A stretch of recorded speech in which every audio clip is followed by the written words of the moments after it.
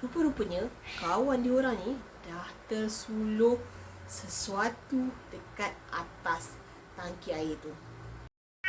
Gelap malam ditemani pelita. Pelita tersangkut di atas para. Arina Hikayat tempat bercerita. Moga terhibur hati dan lara. Hai korang, Assalamualaikum, salam sejahtera. Kembali lagi bersama Kak Syah dalam channel Arina Hikayat. Hari ni Kak Syah nak cerita dengan korang satu pengalaman seram lah, hasil perkongsian daripada rakan Kak Syah. Tapi sebelum itu, jangan lupa untuk like, share dan juga subscribe. So cerita hari ni perkongsian daripada Eddie kepada Kak Syah. Eddie ni dia merupakan seorang yang bekerja dalam bidang ducting cleaning tau. Okay. Satu hari, Eddie dengan kawan-kawan dia dapat satu job untuk bersihkan ducting di kawasan Genting Highland. Okay, by the way, untuk siapa-siapa yang tak tahu ducting tu, kalau korang masak kan ada yang penyedut asap tu, kan dia ada sambungan pipe panjang tu, itu adalah ducting. Dan diorang ni memang diberikan tugas untuk bersihkan ducting tersebut lah, daripada minyak ke apa-apa pun semua. Itulah tugas diorang. So diorang ni pun pergi kat Genting Highland. Diorang ni dalam 7 orang macam tu, dan duduk dekat sana lebih kurang dalam seminggu. Hari pertama, hari kedua, semuanya okey. Tak ada apa-apa masalah. Semua berjalan dengan lancar. Dan start hari ketiga, gangguan mula berlaku pada mereka. Pada hari ketiga ni, salah seorang daripada rakan Eddie ni, nama dia Man tau. Man ni dia dapat satu tugasan untuk bersihkan satu ducting yang panjang dia dalam 20 kaki. Dan Man ni sebabkan badan dia kecil, memang dia je yang boleh buat ducting tu. Sebabnya ducting tu memang agak sempit lah berbandingkan ducting yang ada lain lagi dekat situ. So Man ni pun buatlah kerja dia macam biasa. So panjang ducting tu kan lebih kurang dalam 20 kaki. So Man ambil masa dalam sejam lebih untuk orang kata bersihkan daripada starting sampai ke hujung.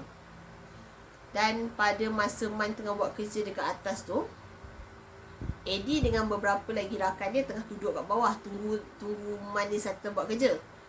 Dan diorang yang dekat bawah ni tiba-tiba dikejutkan dengan satu bunyi kuat daripada arah ducting yang Man ni ada. Guduk macam tu. Sambil bergegar ducting yang Man ni ada. Diorang macam, "Wih, apa hal tu?" Tak sampai 10 minit, Man yang tadi dekat penghujung kata dekat end, dah sampai balik dekat starting point tempat dia mula-mula buat. Bila dia keluar je daripada ducting tu, kawan-kawan pun tanyalah, "Man, kau okey tak? Apa hal laju je macam tu?" Sebab dalam ducting ni, untuk pengetahuan korang, diorang ni buat kerja dalam keadaan merangkak ataupun mengesut tau. So diorang ni tak boleh berlari, tak boleh berjalan pun dalam ducting tu. Sebab ducting tu tak tinggi, rendah je. So korang bayangkan dalam masa 10 minit macam mana lajunya si Man ni merangkak daripada hujung ke hujung sampai bergegar-gegar ducting tu. Dan reaksi Man pada waktu tu, bila diorang ni tanya soalan, dia cuma gelengkan kepala sambil senyum je. Dia tak komen apa-apa, tak cakap apa-apa. Dia tak cakap lah dia nampak apa ke tak. Dia senyap sambil senyum je. Dan diorang tanyalah lagi, "Kau dah settle ke kerja dekat atas tu?" Macam tak settle je lagi. Dan Man cuma cakap, "Tak apa, nanti kita settlekan kemudian. Kita sambung kemudian." So diorang ni pun okey lah, Man dah cakap macam tu.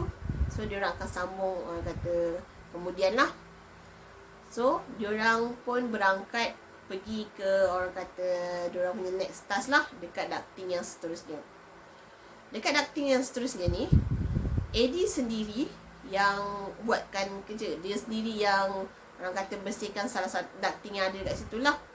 Dan ducting yang Eddie ni kena buat, dia kena buat berdua tau. Sebab ducting yang Man buat tadi, dia start daripada hujung kan. Tapi untuk ducting Eddie buat ni, dia start daripada tengah. So dia ada satu ke kiri dan satu ke kanan. Yang bestnya, ducting yang ke kanan, which mean yang Eddie ni buat, dia adalah satu ducting yang bersambung terus dengan dinding bangunan dan terus keluar. Maksudnya kalau kat hujung tu orang terlepas ke apa, boleh jatuh ke bawah lah. So AD pun buatlah kerja dia macam biasa. Dan diorang ni dilengkapi dengan satu headlamp tau. Sebab dekat dalam ducting tu memang gelap gila. So diorang kena ada satu headlamp untuk bantu diorang buat kerja dalam ducting tu lah. Dan diorang juga dibekalkan dengan satu kamera kecil untuk diorang tangkap gambar bagi buat report di kemudian hari lah. So AD ni pun buatlah kerja dia macam biasa. Sampai je dia dekat ducting ke-6 atau ke-7 macam tu, dia kan buat kerja sambil merangkak. Lepas tu dia nak ambil gambar pula lagi. Dia tunduk lah. Tunduk dan berbekalkan flash yang ada dekat kamera dia ni, dia ternampak satu lembaga hitam dekat hujung ducting tersebut. Dia tengah macam tu, terus dia panggungkan kepala dia.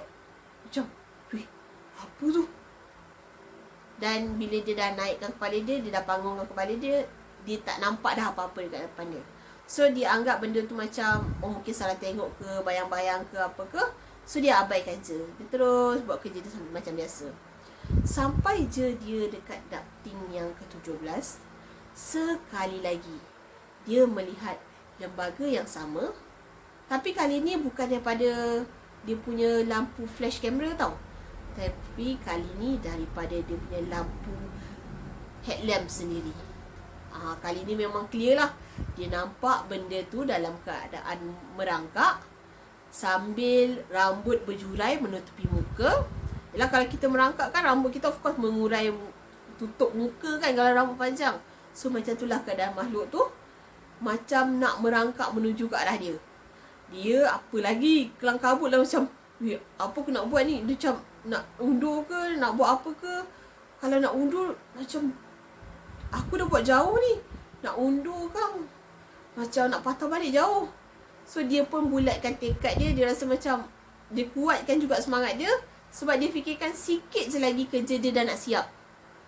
So dia cakap, aku nak buat kerja ni, kau jangan ganggu aku, kau jangan kacau aku. Kalau boleh kau belah lah. Dia cakap macam tu.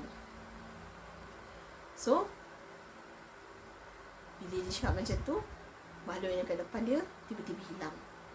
Dan dia pun buatlah kerja dia macam biasa balik. Sampai je dekat ducting ke-19. Ducting yang ke-19 ni, ducting yang orang kata kedua terakhir tau. Kalau nak diikutkan, dekat ducting yang kedua terakhir ni, sepatutnya AD ni dia dah boleh nampak cahaya daripada luar. Sebab diorang ni buat kerja belah malam tau. Dalam pukul 12 sampai pukul 3 pagi, 4 pagi macam tu lah. Dan kalau diikutkan, ducting tu hujung dia tak ada cover. Cuma orang kata ada satu jaring halus je dekat luar. So dia memang boleh nampak cahaya bulan ke cahaya malam dekat luar tu. Dia boleh nampak lah kalau dia dah dekat ducting 18, 19 yang terakhir lah.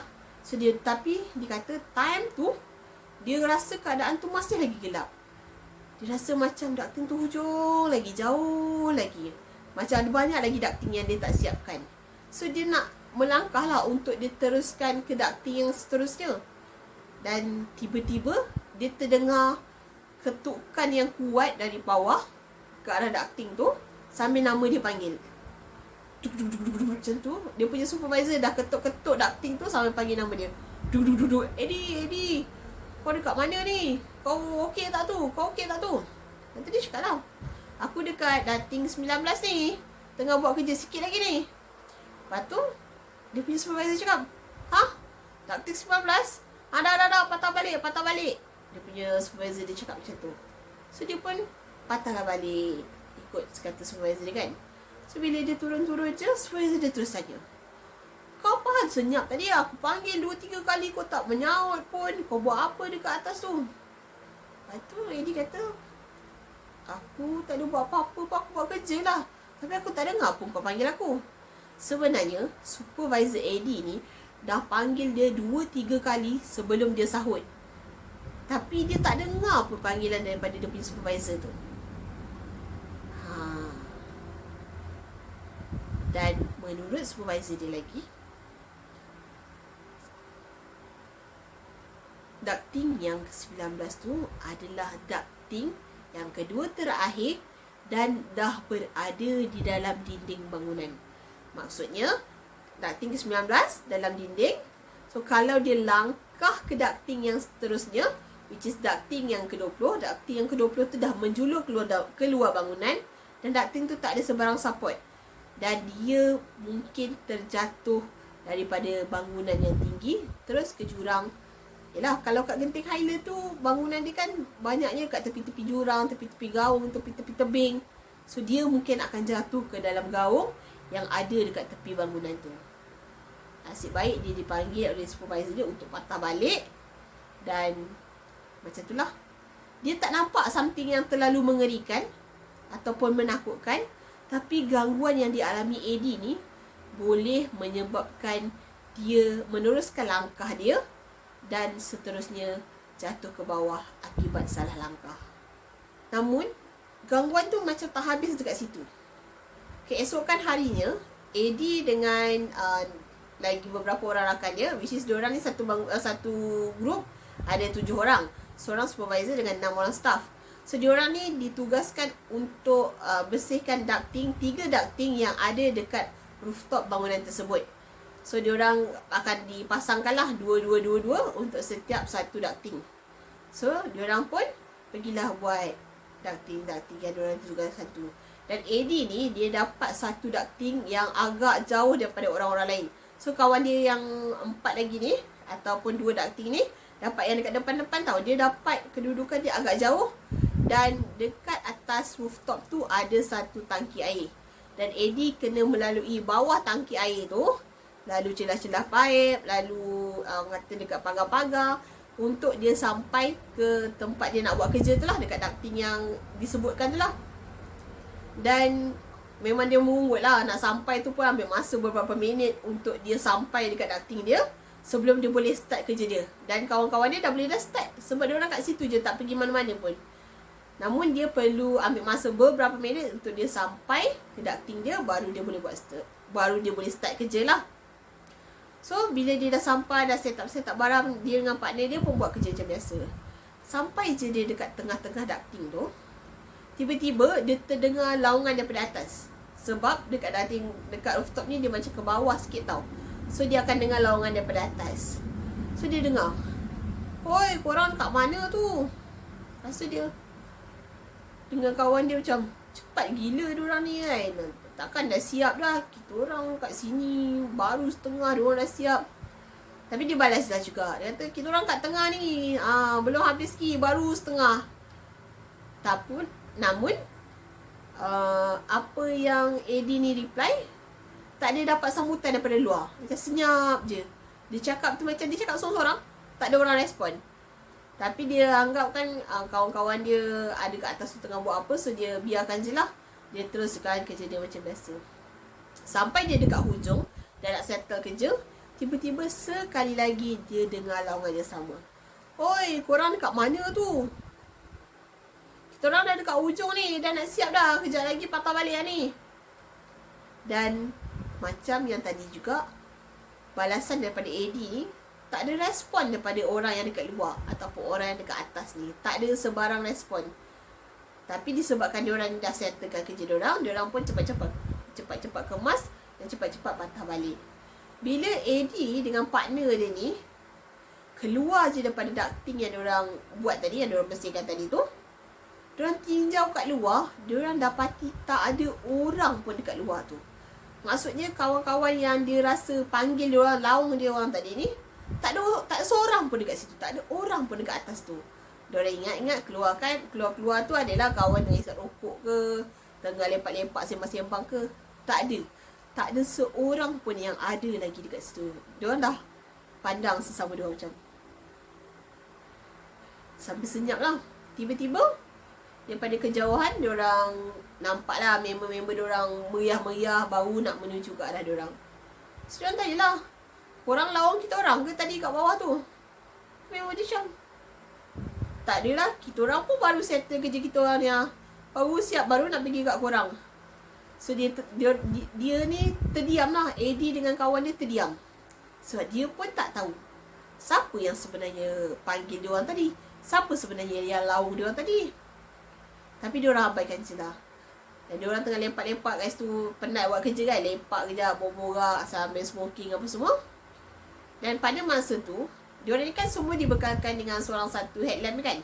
Time tu masing-masing dah pegang headlamp kat tangan. Orang kata dah pegang dekat tangan lah. Tapi ada salah seorang daripada rakan AD ni masih pakai headlamp dia dekat atas kepala. Dan headlamp yang kat atas kepala tu masih menyala. Nak dijadikan cerita, kawan dia ni boleh pula dongak pandang dekat atas tangki air tu. Dan tiba-tiba diorang tengok kawan diorang macam beku tau. Sambil dongak beku Lepas tu diorang macam pelik lah, apa hal dia ni beku macam tu kan.